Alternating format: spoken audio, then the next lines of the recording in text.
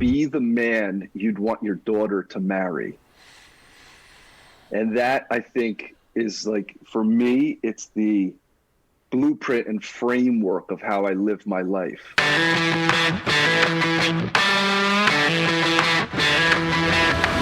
You're listening to the Building Men podcast with Dennis and Anthony Morolda, brothers on a mission to help you become the strongest version of yourself, mentally, spiritually, emotionally, and physically. Mock. Yeah. King. Yeah. Bird. Yeah. Yeah. Yeah. Mockingbird, everybody tell me, have you heard? Have you heard? She's gonna buy me a mockingbird. And if that mockingbird don't sing, she's gonna buy me a diamond ring. Buy me a diamond ring. Did it. We did it. Oh, look at us, brother. Welcome to the Building Men podcast. Become the strongest version of yourself, mentally, spiritually, emotionally, and physically. I did hit record. Wanted to make sure that was in there, right? Man. So on the podcast today, we have none other than Michael DeSanti. We're going to call him Michael DeSanti. I think when we first met him, we were calling him Mike. We're going to call him Michael DeSanti. And you know what? There's something with Mike's, or with Michael's rather. I just always assume it's Mike. Like, oh, you want to go by Mike. And right, I heard from no. someone after, they were like, by the way, after like a year right. of knowing them, they finally told me, like, yeah, I go by Michael. And I'm like, you dick. Like, you fucking piece of shit. How dare you? I know. It's like someone calling me Tony. Right. And like, fuck you. Right. If you were gonna call yourself Tony, how would you spell it? Would it be T-O-N-Y? It would be T-O-N-I-E? Tony. I would totally have an I at the end. I don't deserve the Y. I think you would right now. I'm a Y guy. So with me as always is my brother Tony. Good to see you again, Tone. Yeah. So my middle name is Michael. That's cool. Right? I don't know. That's something brand new to the podcast audience. I haven't shared my middle name yet with anyone. Mm-hmm. I figured now we're in an episode like Dennis Michael Morolda. Dennis Michael Morolda. But I don't say Dennis Mike Morolda. No. As a middle name, you would never say Mike. No. Ever, right? I would never say my name is Dennis Mike Morolda. Dennis Mike, because it's a hard stop. Right. Or Mikey. Or Mickey. Or Mickey. Dennis Mickey. You know what? But when your name is Michael, all right, here we go. When your name is Michael, you have a decision to make there. You can say, call me Mike. You can go with this. So I might change my middle name to Mick. Dennis Mick Morolda. The Mick. Oh, all right, so we have our guest. He is the we're gonna bring it back here together. Okay. He is the founder of the Authentic Self-Healing LLC. He does a program called Find Your Tribe, and he wrote a book called New Man Emerging. We had such a blast getting to know this gentleman. Welcome to the podcast, Michael DeSanti. My name is Michael, and I don't think I've given it as much thought as you guys just gave it in the last minute and a half. Never thought about it before, right? Nah, love it. You know what there is? There is a lot of versatility. There's a lot of versatility with Michael. I got a lot of options. I didn't realize I had all these options till now. I'm 41. You could be a completely different person. You want to show up somewhere, and all of a sudden you're Mick. Like, yeah, I'm Mick DeSanti, and they're like, whoa, hey, holy shit. Right, exactly. Watch out for this guy, you know?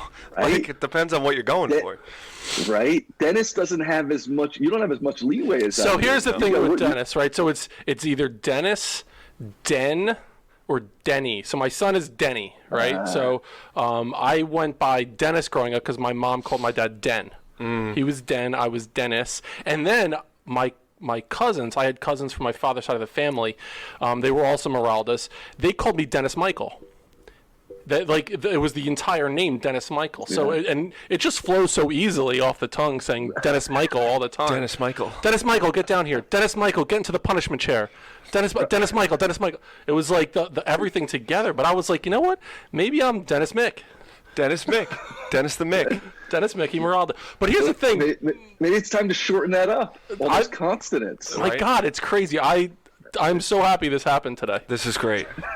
I'm a new man. That's right. It's one of those things where you're glowing, Dennis. You really. This is the happiest I've been in quite some time. But you never see a middle name if your middle name is Michael, it's always the full name because you don't think about it in those terms. But fuck that.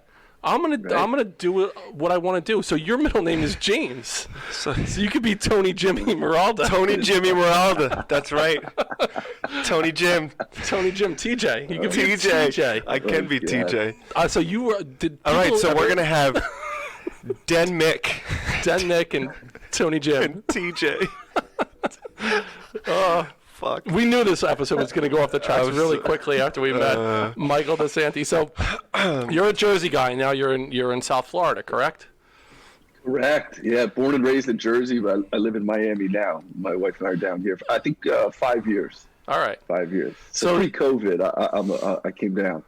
So is it one of those things like you can take the guy to Jersey, but you can't take the Jersey out of the guy? You know, and it's a great question. I don't know. I've assimilated pretty well into Miami, I think. But when I'm around my Jersey guys, like when they come down to visit, I just have one of my best friends just moved here. When we get together, we just default right back because I don't think you can take that area out of you. It's its own unique biome, and it's its own language. If you're from there, that you just gravitate back to it. Like it's in your blood, man. You never get out of that. Absolutely. But I've assimilated well to the slower lifestyle down here. It fits my personality. So we had Brian Panuzzo on, and now he's out in California, and he's eating spaghetti squash and all this shit out there, and where he's doing a lot of ball busting around it. But there is that thing when you get around Jersey guys, you get that little bit of ball busting, a little Godfather-ish, like cadence to what you're doing. Hey, what are you doing? You're just calling each other out on their shit on everything that they do, and you don't realize it until you're around someone and they mention like, "Are you from Jersey?" Like I could just hear it in your voice. I'm like, "What the fuck? What are you talking about? What are you talking about? What are you talking about?" Or they're like, "That was really hurtful." Yeah. What you just said about my balls? Or they tell me as you were busting them. That was hurtful to me. So right. Anytime you're right. Like anytime you're around other Jersey guys, it's almost like they're wearing a tray of gabagool, and you could just know it. You just see it right there. It's palpable. So you're growing up in Jersey, then. What did your mom? What did she call as she made the Sunday dinner? It was tomatoes. It had some spices in it. What did she call it? We're split. We're like a half gravy family, half sauce family. Wow. Yeah, it's such a big question. So our grandmother, Dad's mom, called it gravy. Yeah. But then when my mom made it, it was spaghetti sauce. Yeah, it was sauce, right. And it was sauce. Spaghetti sauce. Well, it's Sunday gravy. Everything else is sauce. So it's actually, for us, the day you ate it on determined if it was sauce or was gravy. All the ingredients could be the exact same, but it doesn't matter. That makes sense. If you eat it on Sunday, it's gravy. If you eat it any other day of the week, it's sauce. So as much as you can without disrespecting your family name and your family crest, was there a specific ingredient in Sunday gravy that you can share with the Don't answer that, Michael. Oh, my God. No. Don't you dare. This is crazy because I do all the cooking in my family now. I do the Christmas Eve for 30 people, 7 fishes. I do Thanksgiving. I do all the cooking here in my house with my wife and I. So food's a huge thing for me. But I look back, and my grandmother used to use red pack tomatoes. And if I tasted them now, I'd be like, these are just sugar that's red. And for some reason, it was so amazing back then growing up. Now I would never use it. Now I've got to have like volcanic ash San Marzano tomatoes shipped from Italy for me. And my grandmother was going to like the 7-Eleven down the street because she never drove a car. And she would get red packed tomatoes. And anytime I'd say, "What's in here? This is delicious, Grandma," she'd go, "Salt and pepper." That was it. Salt and pepper. But she had that special touch, the love, that you can't, there's no... Right? My brother used to say, nobody makes a ham sandwich like my grandmother, and it was just ham and toast. But it was the way she layered it, bro. Like, it was so distinct and unique to her. That's so interesting. That brings me back to the way that when we would have our Sunday dinner, it would be football on TV, and the sauce would begin cooking. You could smell the garlic. Right at like, it was like 10 or 9 o'clock in the morning, it would start. Yeah. It was definitely a tradition, and I'm like, right now, I'm like, dip some bread in. Well, here's where I was going to go with that, with the bread. So our father, he lives pretty much on pasta, bread, olives, beer, and wine on Sundays. Like once he was eating dinner, it was the wine. He works out like a fucking madman so he could eat all that shit, right? But I still remember he would we'd get the Italian bread. We're sitting down, and he'd cut the Italian bread and be like, "You want a piece of bread?" He would take a hunk of butter and just put it on top. Like there was no butter in the bread. It was just like a chunk of butter on top, and he'd hand it to you. He wouldn't. So like like you could leave butter out and let it soften. You know, like you could leave it out and actually let it, and so that you could actually spread it. He would have it in the fridge, and rather than letting it actually moisten a little bit, he would chop it with like a fucking chainsaw, so he'd get it, and it was a hunk that was like 3 servings, and he'd put it on, and it was like a butter sandwich. And he's like, "Here you go," and I'm like, "Wait, what the fuck is this?" And every time he would do that. Dude, it's the impatience of butter, and then you take a bite out of that and butter be falling off. Oh my God. Pick it back up, put it back on. There's teeth marks in the cold butter. I mean, come on, man, just 20 minutes, that thing's softening up. I know. The teeth marks in the butter, that just the visual of that, because that's what it really was. Like you would bite into it, and you get like butter stuck on your teeth. It was like imprint on the forensics could figure you out if you were dead just from your butter marks on your teeth. Oh, and so here's the other thing. I don't know if I ever told you this story. Today's a big day of me telling you stories you never heard before. I love this. So I think I was probably 13 or 14 years old, and I was struggling for cash, you know. Maybe I was a little bit older. And I came home from school, and I asked Dad for money for something. It was before I was working. And he said, no, I'm not. We didn't get money in my family. Like, once we were able to work, like, legally, you were able, that was it.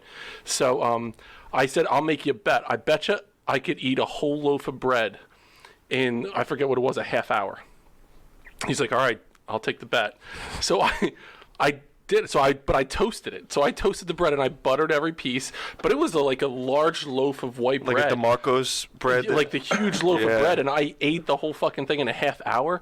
Like for $20. What were you, for what? What did you need? Just to get more bread? You wanted to buy bread? I needed more bread for the week. Right. Yeah, bread was like it was currency in our big commodity. Oh my! I love that you took all your earnings back to the bakery. To the bakery, more bread. Right. I needed bread. I'm going to Calandras with these winnings. Well, we were out of bread, so I had to buy more bread. The toaster, and I put everything in the toaster. That's it. What you won? I did. I won $20 from Dad, for the bread. That's a good story. I should bring it up to him soon. That. So that's it. That's the end of our podcast. We hope we appreciate you guys joining us today for Building Men. We hit all the things we wanted to talk about. So. All right, so now bring us back to you're in Jersey, Sunday gravy. There's definitely a faster lifestyle as you're living in Jersey. Talk to us about what you were doing in Jersey, because I know you went on a journey where you were doing something in your life and you're like, I need to shift. I can't go down this route. And a lot of the people that are listening, that resonates with them, that they're going in one direction in their life and they feel like there's this predetermined path for them. And a lot of people are looking for that opportunity or the courage to shift and make a switch in their lifestyle, and both of us have done that. I know you have done that as well. So bring us back to that spot in your life where you decided to make that big shift. Absolutely, man. It goes a little bit before that, which was like I grew up in North Plainfield, New Jersey, and then my family moved to Watchung, just a town over, but changed schools, and in that town we grew up on like an acre and a half. And I grew up with my father, who was like a big outdoorsman. We grew up on this acre and a half, and I just loved being outside.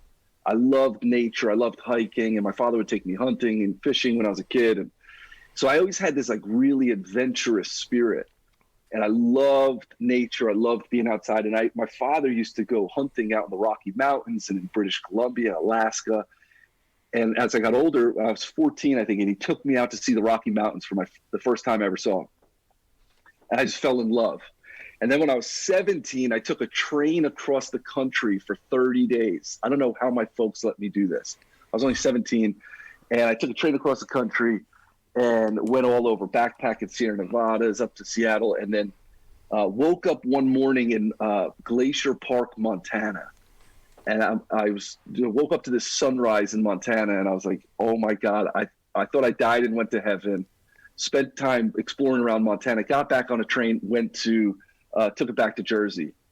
And I went back, and I was like, wherever that was, I need to go to school or live around there. So I filled out one application to the University of Montana. They accepted me 2 weeks later. I was like, sweet, that's where I'm going to school. Never even saw it.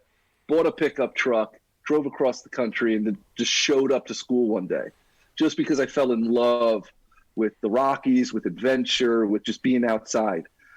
Now, fast forward like 4 years later, I graduate college, and I'm similar, like grew up, not a lot of money, lights were getting turned off. And we always struggled with money. And I met my uncle for the first time. He owned this really successful corporate travel event company. And he divorced my aunt the year that I was born, so I never met him, but he was like a legend in my family. And he gave me a job 3 days out of college. And he said to me, you want to travel, you're adventurous, I'm going to Las Vegas in 2 weeks, I'll pay you this amount, you want to go? And dude, I'm 22, and all I heard was Las Vegas. And I was like, yeah, oh man, you're going to pay me to go to Las Vegas? Dude, I'll go for free. So it started this relationship with my uncle, who became like a second father to me. He was like my dad, but with money. And I spent my 20s, he was grooming me to take over his company. So I had this, like, going from really not much financially to this super sound financial future. And in my mid-20s, I owned my own home, drove a Mercedes, was vice president of the company. Like, I was crushing it. But deep down, like, the more responsibility I got, the more the more I was growing in this company, like the more stressed out I was getting, and I was losing a lot of that adventurous spirit that I had. Like, I just felt like I felt trapped, and he would give me more and more money actually made me feel more and more trapped and more stressed out. And then there was a time where my health was really suffering in my late 20s, and I was like, listen, man, like, I got to make some adjustments. I started to recapture my health. I started losing weight. I started to meditate. I started to, like, recapture, like, that young kid, that young adventurous spirit. And I got more and more involved with, nutrition and health and lifestyle and stress management and meditation and all these aspects of lifestyle that really make for a genuine, fulfilling lifestyle. And it started to show. And I was losing weight. I was energetic, and I was coaching people in my office, and then they were going home and coaching their husbands and their wives. And one day I was at a Christmas party for that company, and this gentleman walks over and he said to me, he's like, "Are you Michael? You've changed my life." And I didn't even know who he was. I was like, "How did I change your life?" "Well, we're just meeting." And he said, "My wife comes home. She tells me all these things you're telling her about nutrition, lifestyle, stress management.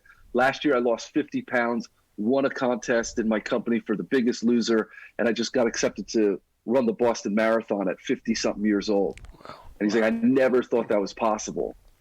And dude, this guy just kind of like altered my whole perspective of what I could be doing. Because when I was honest, I was making money, but I wasn't making any impact. And then when this guy said this to me, I was like, wow, this is really what I want my life to be about. This is really what I want my future to be about. And I had dinner with my uncle one night, and he was like, "Listen, it looks like your heart's not in this business anymore." And I was like, "Listen, if I could be honest, it's not." And he said to me, "What do you want to do? If you could do anything, what would you do?" And I said to him, I want to help people put their health and happiness back together. And his response was, "When that doesn't work out, I'll leave a position open for you at the company." But here's the thing. All I heard was "go for it." I heard "go for it." I was like, all right, you know what? That's as good as the answer I was going to get. So now I get to grab my balls, access courage, and I get to make something of this. Like, I've got a shot, and I cannot blow it. And I went home. I was driving home that day, and my mother called me, and she said, "Had dinner go with your uncle?" And I said, "As well as could be expected." And my mother asked me that day, she's like, "What do you want? What do you want your life to be about and your future to be about?" And I was like, Ma, I want to be part of the solution. And right now I feel like I'm part of the problem. And that one like declaration, that one mantra changed the entire course of my life and the entire course of my future thereafter. And I stepped away little by little. I closed the gap. I started to coach people. I started to charge for it. And I just started diving deeper and deeper into development, personal development, health, wellness, well-being, mindset, until the next thing you know, like I was able to step away and create something. Like I look back over a decade ago, I can't believe what I created from, just that one day saying I got to become part of the solution. I'm picturing Vito Corleone having a conversation. Don't ever disrespect the family. Something like that with your uncle. What you heard was, fucking do it.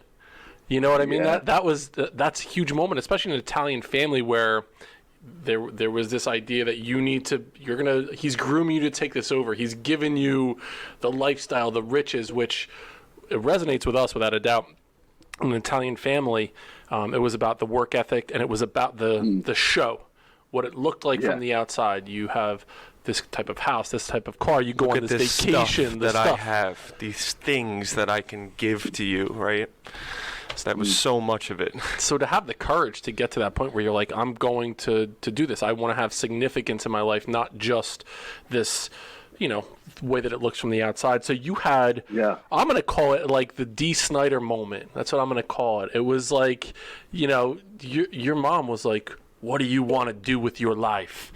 And you're like, I want to rock. That's how I'm picturing it. And all of a sudden, that's it's exactly. Like, that's perfect. The first Twisted Sister reference in the history of Building Men podcast today. Why not? Perfect. Breaking down all barriers that exist in our path. Nailed it. All right, so now you make this decision. I need to do something. I need to live this life of significance and meaning. And once you make that decision, what are the next steps in your mind? So now there's a guy comes up to you at a party, Michael. I've been watching you outside of your window. You don't even realize it.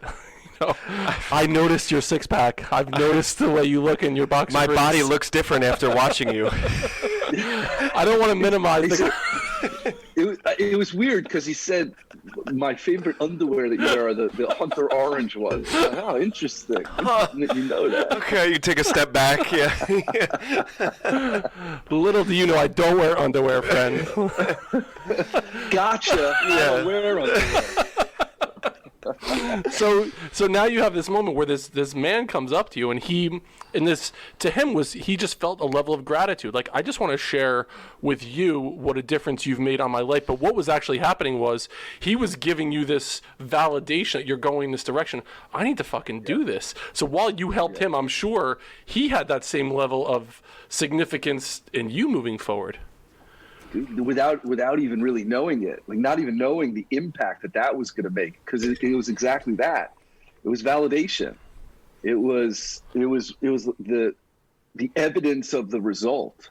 And I was like, wait, there's something to this. Now imagine I could make this level of impact, and imagine I could be profitable doing it. Because a lot of my financial narrative, especially watching like my father, struggle. He was great at what he did, but he struggled making, profit from it. And so for me, I always thought passion and profit were two radically different things. They couldn't go together. And so this guy, the light bulb that he kind of ignited in me is I could take my passion and connect it to profit. And for me, that was like some radical new theory, because I always thought you just grind, bust your ass, like you guys said, like create the identity, get the stuff, and somehow that was going to fix everything else. But the more and more I was doing that, the more, like I said, the more and more trapped I felt. And I was building this identity, but I felt like my character was actually suffering in the process of it. And I had to reconcile it some way. So this guy, he validated a lot of this, where I was trending to, what I wanted to do with my life and what I wanted to use those resources for. Now I make this bold declaration like D. Snyder, but a lot of times people are like, oh, you had this biblical moment and then life became easy. Like, bro, Dude, I ended up losing my house. I had to foreclose on it. I sold all my stuff. My bank account got down to $1.11 when I built my business. So I was like, hell or high water, I'm going to make this happen, because I didn't want to go back. I didn't want to go back to this like spiritless state that I was in. So I just went all in on this commitment to make an impact. And little by little, I learned more and more about coaching and marketing and branding and really connecting with people and helping them with frustrations and pain points. And the more and more I did that, the more traction I gained. And the cool thing is that you had, I heard you talk about it on a podcast with Austin Linney about the second circle, I believe you called it. You know, like the impact that you make immediately, or the connection that you make immediately, you don't even understand the next level or that next ripple effect that it can make. So talk to us a little bit about what that means to you, that second circle. It's very similar with this gentleman. Like, he was in my second circle. My first circle is family, friends, my people that I know, people that know me, like me, trust me. They're in my circle. But the second circle are the people that I don't know, but I'll know through my first circle. So my first circle, they know me, they like me, they trust me. So if they're talking about me to people that I don't know, that I consider my second circle. I built my entire business on my philosophy of second circle. Like, this woman's husband, I could have coached him. If she was to connect me with him, he would be an ideal client. And what I started to do to build my business, I didn't do let me become some big influencer on social media and get some crazy following. I was just asking friends and family in my first circle, do you guys know anyone that I don't that's interested in what I'm up to? And what started to happen is that circle of people that know, like me, and trust me, it just kept growing and growing and growing. So now I was connected to their second circle, coaching them, getting results. And then now they're in my first circle. Hey, you know anyone that's interested in what I'm up to? Can you connect us? Can you put us together? And then that's actually organically how my business grew, especially I'd say in the first 5 years. So speaking of influencers and people that motivate and make a difference, how would you describe to us Tony Robbins' hands? I would say a stack of 5 unripe bananas that can still do some damage if waved at a high velocity. Wow, I've never heard that before, and that's beautiful, Michael. You should see my notes as we're doing this. I wrote down "Twisted Sister." Describe Tony Robbins' hands. This is the most unorthodox list of notes that we've ever had. I can't even. I'm like, how do I find a way to get Tony Robbins' hands into this conversation? Come hell or high water, that's going to happen. God damn it! I'm going to make sure it's in there. That was beautiful. I hopefully Tony's listening to this, and if he's not, if you have a direct line to Tony Robbins, please share that with him. I would take that as a compliment. Absolutely. 5 unripened bananas that can do some fucking damage, without a doubt. Shit. I mean, you could. Mine have been known as soft number 2 pencils. I think people have said my hands are like flaccid, al dente noodles. That's right. Oh, Jesus Christ. There's so many places we can go with that. Not to mention some homosexual porn titles as well. I'm sure there's a bunch of avenues. We do a good job of bringing it back. We're like a boomerang. We can throw this shit out there and it's always going to come back. They're making it hard for us though, because this is where. So.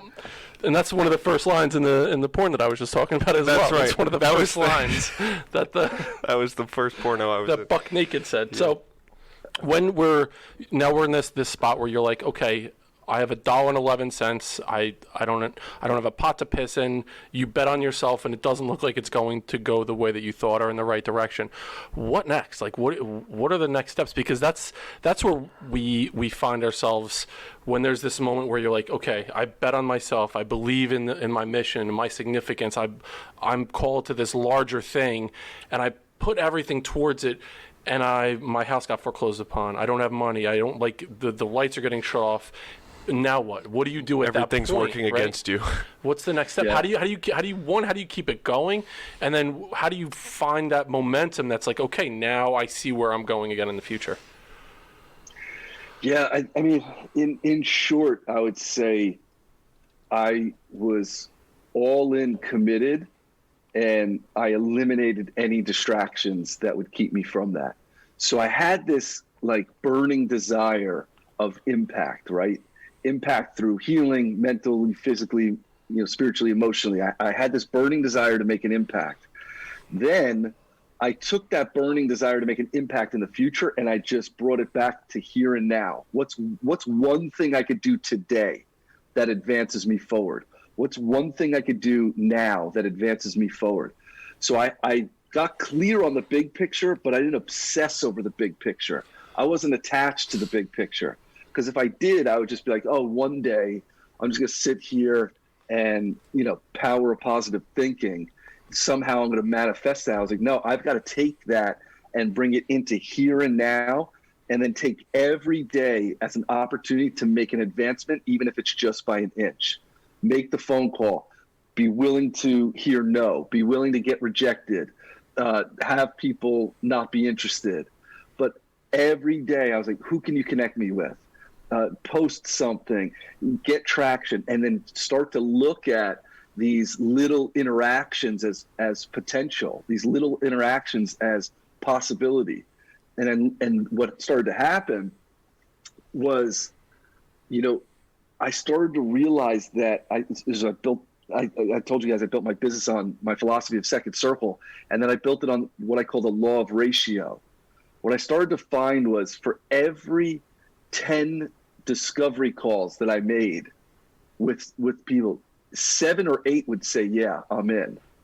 So I used to have this like major fear of rejection. Like, I know this person wants to work with me or wants to do a discovery call, but I was so afraid of rejection. Like, what if they say no, that I would do a ton of other things instead of like actually booking the call. And then I started to realize, like, wait a second, if I start to look at, for every 10 people I talk to, if 2 or 3 say no, that means 7 or 8 are going to say yes. So I started to shift my entire way of thinking into, I want to hear no. The more I heard no, the more it actually shifted my perspective of, there's another yes right down the road. So I started to eliminate the distractions of the fear of rejection and what if I fail, what if I mess up? And I just started to radically shift my focus on, no, let's go hear no, because for every no, there's at least 4 or 5 yeses. And I just started to build my practice and my business on that law of ratio. Let me just talk to 10 people, and that means 7 or 8 are going to say yes. And I, little by little, month after month, that was really the simple system that I used. You hear so many people now talk about manifesting positive things in their life and the power of positivity, which is excellent. I mean, I truly believe you have to have that mindset and see the things as they come about. Like, you have to visualize yourself doing it, but it doesn't mean jack shit unless you back that up with the work. You have to start working like it's already happening. And if you don't fully believe in it in that really passionate way, and it's in a passive way, it's not going to happen, because you're not backing it up with your actions based on that. The other thing you said is the idea of one day. That was me for 15 years. It was one day I'm going to do this, one day I'm going to do that, until the day became fucking today. Today's the day. Yep. Today's the day. There's one of the early chapters in my book is called The Myth of One Day. Like, we put so much stock and obsession and attachment into, like, one day everything's going to work out. I'm like, no, it's not. That is a myth. What you're doing today, what you're taking action on today, what you're advancing today, where you're accurate today, is what influences and shapes tomorrow. So if you're doing nothing today, but you've got this great awareness and $4 will get you a cup of coffee. It doesn't mean anything. And so a lot of my philosophy is, like, awareness is great, but it's only half of it. I've got to have, I've got this vision, excellent, get clear, make sure it's a clear roadmap. But awareness plus action is what equals advancement. So the committed action, accurate action, that's what has us move the ball forward. So I could sit here and think all day long about how great my life is going to be.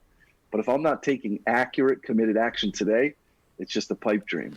And shit, you said, you know, that and the $4 will get you a cup of coffee. That and $4 was like 3.5 times what you had in your bank account how many years ago. You know what I mean? When you think about it in those ways. Totally. So you brought up the book. So your book is called New Man Emerging. Talk to us a little bit about where the inspiration for the book came from, and then the process. I'm really interested in the process that you went about to create this work. When in 2015, I lost my father. He died of pancreatic cancer. And I wanted to write I remember telling my publisher, I want to write a book about my dad. And I remember her saying, wait a year, because it's still so fresh. Like, wait a year and then see what it evolves into. So I waited a year. I waited 2 years. I actually waited 3 years. But I wanted to write a book for men, and I wanted it to be somewhat based around or themed around, you know, me losing my father. Because me losing my father was really like the catalyst of like, wow, one day is not happening. Everything I want to create, I've got to put focus into now. So one day, I was in bed. It was in the middle of the night. My wife, she was my fiance at the time. I think we were engaged at the time. And I woke up in the middle of the night, and these words just came to me. And I couldn't go back to sleep. So I walked into my office, wrote them down, went back to sleep. It happened again the next night. Then it happened again the next night. And so finally my wife was like, yo, what are you doing in the middle of the night? Where are you going? It's like, I don't know. These words are coming to me. What are you doing with all those unripened bananas? What's going on with all the bananas? What the hell kind of sick shit are you into? Why is there a hand of bananas under your pillow? And you crudely pasted a picture of Tony Robbins on the back. Right. And then I was like, and so right there, I was like, don't worry, hon, I'm writing a book. That's what it's for. Writing a book. So the bananas help me stay up at 3 o'clock at night to write down what's coming to me. So in all honesty, so I read what I wrote to her, and she's like, wow, you need to write a book. And later that day, we go to my mom's house. She's only an hour north of Miami. And my wife, or my fiance at the time, was like, read to your mom what you read to me. I read it to my mother, and my mother was like, you need to write a book. And I was like, oh, man, the two most important women in my life are telling me I need to write this book. I didn't really have the bandwidth at the time to sit down and write a book. But I was like, yo, I'm waking up in the middle of the night anyway. I'll just write this book, you know, from the inspiration I get in the middle of the night. I'll write down whatever comes. I'll just go back to sleep. And I was like, I don't care, however long that takes. So the moment I said to my wife and to my mother, okay, I'll do it, all of that middle of the night inspiration just dried up. And I was like, you've got to be kidding me. So, but I had just told the two most important women in my life that I was going to write a book. Yeah. So I was like, I got to follow through on that. So now, at the time, I don't know if you guys have ever read the book Conversations with God by Neil Donald Walsh. It was a great book, changed my life when I was a kid. And at the time, my wife changed her life too. My wife hires him to be our coach. Like, we're big fans, obviously, of coaching. So for the next, 90 days, the author of Conversations with God and 30 other books is our coach. And he says to me, what are you up to? Like, what's your next endeavor? And I said, I just promised my wife and mother that I was going to write a book. And he said, when's it going to be done?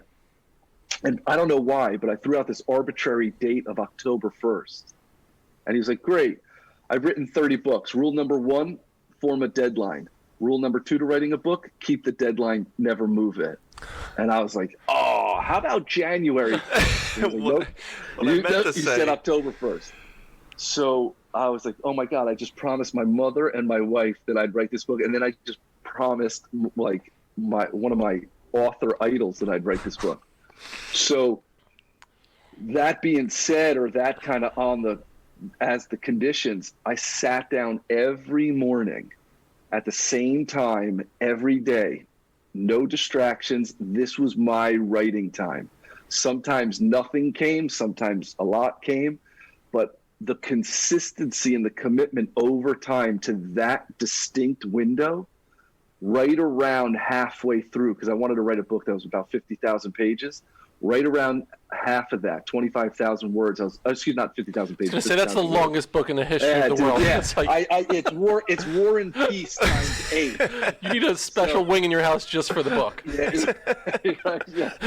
They ship it to you on a backup. You know what? Most podcasts they would gloss over that. You two Jersey guys, I was like, there's no way. Are we going to address this? Who's going to say it? Who's going to say it? Who's calling it?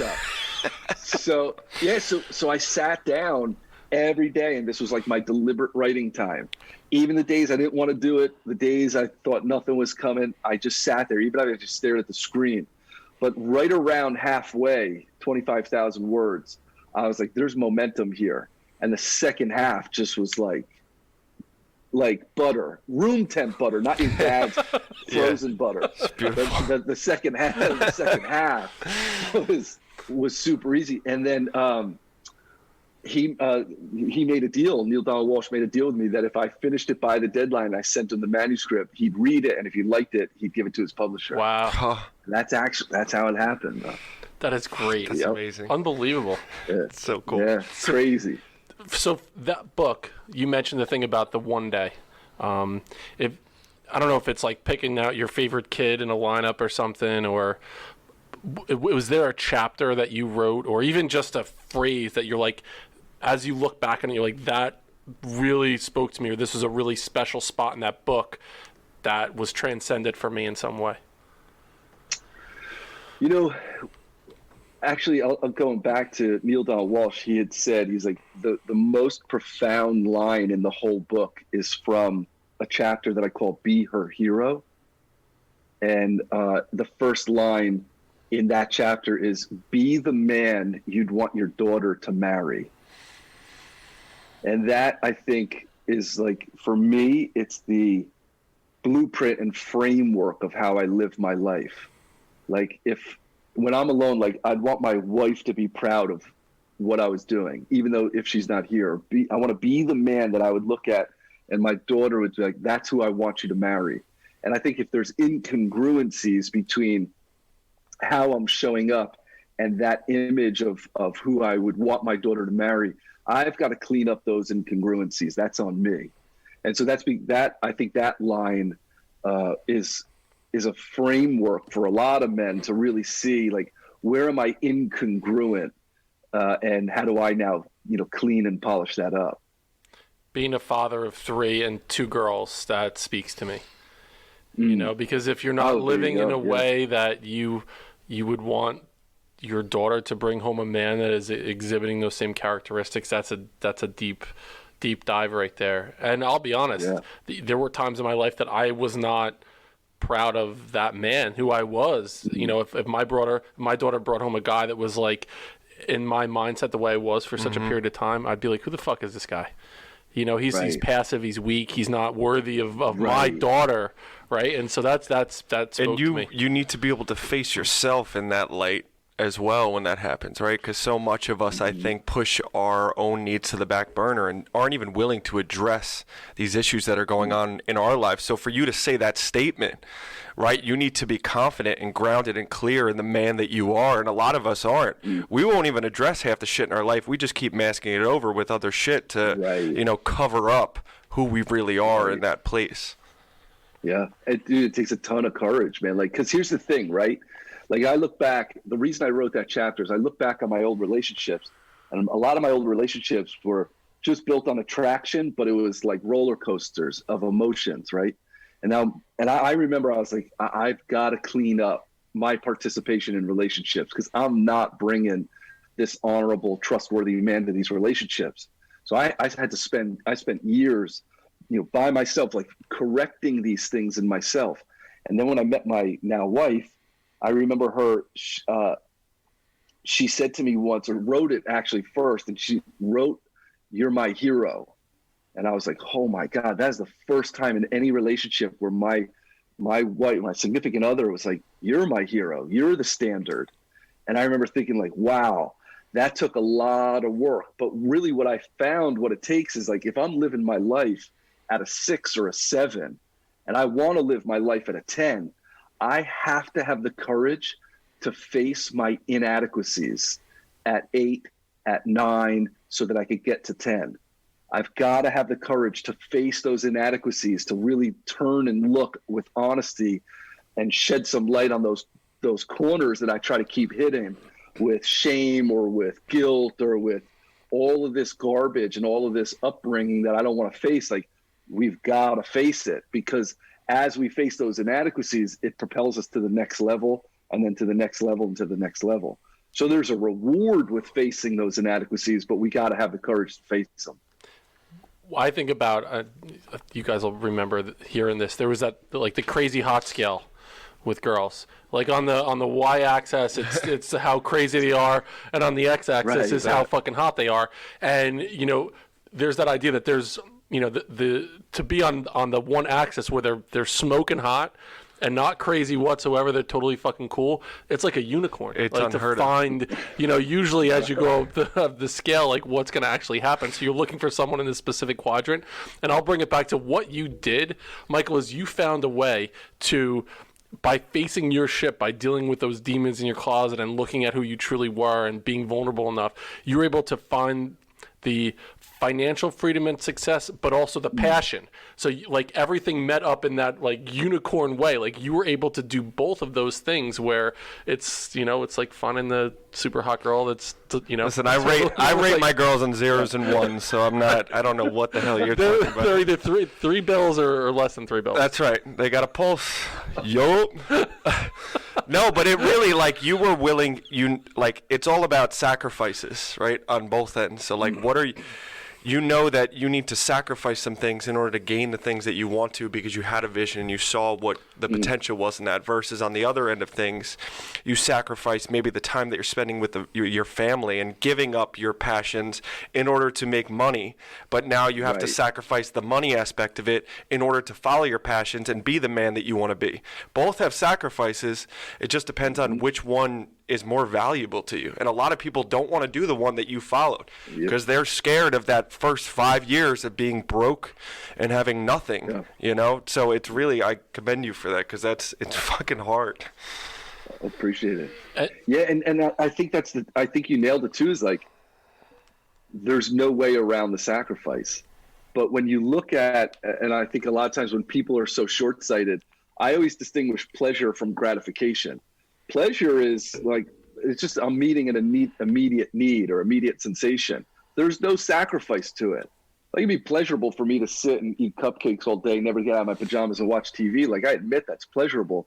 But gratification is, I eat clean, I go to the gym, I move my body, I go to sleep at a certain time. With gratification, it requires sacrifice. Pleasure doesn't. But if we get caught in these immediate pleasure cycles, like we miss out on all this opportunity and possibility and potential that comes with reward and with gratification later on. And I always say, like, if you do something out of integrity, like the pleasure of it is short-lived, but the pain of it is long-lived. And when you do something in integrity, the pain of it is short-lived, but the pleasure of it, the reward of it is long-lived. And I think that's a huge barometer for us to really be, being aware of in the context that we live our lives. What I've noticed too is, as for myself, going through this renaissance, like a rediscovery period in my life where changed so many different things, going through a divorce, changing my career path in my life in my 40s, or who fucking does that, right? What I've recognized is, people that I associated with before, as I was married, and you just find this group of men that you hang out with because it's socially acceptable. The wives were friends, the husbands were friends. We had, the kids were all hanging out playing basketball, whatever. But as I've stepped away from it, it's slowly kind of dissipated. Where I'm like, oh, I wonder what happened to this guy. I used to hang out with him all the time. Now I haven't heard from him in 6 months, and you start to recognize the uncomfortable feeling that is associated with that. But men do need that tribe with them. They need that level of brotherhood, the level of accountability, the level just being able to fucking sit back and talk about, bullshit. Be able to do that, but do it in a way where you're being real and authentic. So talk to us a little bit about the idea of finding your tribe. Where did that idea come from, and talk to us a little bit about the structure of that idea. So that actually started, that was also a chapter in my book called Find Your Tribe. And what I actually, speaking of what you just said, right, I started to notice that in the cultural conversation around men tend to isolate, right? Because we have this cultural narrative of like, figure it out on your own. Don't let people see you sweat. Make sure you don't mess up. Like, yo, how the hell are we ever going to succeed if we don't take risks, if we don't mess up? But we're at this like friction in a cultural narrative of be successful and don't mess up. Like there's no way, it's a trap. So I lived a lot of my life with, when in the chapter I call Find Your Tribe, that men need other men to fill 3 positions of their life. The first position is you need mentors, you need elders, you need men that you look up to, men that you aspire to be like, men that have accomplished something you desire to accomplish, whether that's, a thriving marriage or success, financial freedom. Men need men to look up to, mentors, coaches, people we aspire to be like that we want to match and mirror. The second, position that needs to be filled is we also need like men that are in the trenches with us, like comrades in it with us. Like we're at the same pace. We're doing the same thing. We're up to the same things. Like we need guys in the trenches with us side by side. That's where, okay, like we motivate each other. We compete in a healthy way. We compete with each other. We're up to the same things. We're trying to build the same businesses or marriages or relationships. And then the third position is a man needs someone that he gives back to, the things that he's learned, that he's overcome, the wisdom and the personal agency and power that he's attained. You got to give it back to the men that are aspiring to be where we are now. And I think when you have men in those 3 areas of your life, men you look up to, men that are side by side with you, and men that you're supporting and helping and coaching, that's when I think a man feels the most fulfilled in his tribe. And so by, that philosophy, that's how I created the online course, Find Your Tribe. It's a 12-week program that I bring men through so that they have that community with other growth-minded men that are in the trenches with them. It's phenomenal, and it's so needed right now, especially during the last year and a half. We've definitely all sacrificed those relational pieces in our lives and felt disconnected, not only to loved ones, to ourselves, but to other men in that capacity. And I think you hit the nail on the head. I think it's perfect to say it, like looking to someone for guidance, going through shit with that brotherhood, and then turning around and reaching your hand down and helping someone up that's a step or 2 behind. And it doesn't necessarily have to do, in my opinion, with age. I'll be 45 years old. I could look to someone who's younger than me as a mentor. It's just the experience. It's going through that specific experience that you could look to someone for guidance and advice. Without a doubt. Yeah. There's men that are in Find Your Tribe that are, well older than I am. Yeah. So Michael, tell us where we can find you, how we can get in touch with you and follow along on your journey. So all my offers are on michaeldesanti.com. So my book is on there, Find Your Tribe is on there, one-on-one personal coaching. And then you could also find another website, another business that I have is a retreat company called The Vital Guide. And thevitalguide.com. I take... my business partner and I take groups to Montana every summer. We've done Costa Rica. I think we're going to add Peru and the Grand Canyon. And these are weeks that people get away, but they're all cultivated adventures for growth-minded people that want to grow. They're committed to growing, and they form tribe out there as well. So those are the places you can find me. Instagram, Mike_DeSanti, and any way I could support you or your audience. Doors open. Absolutely.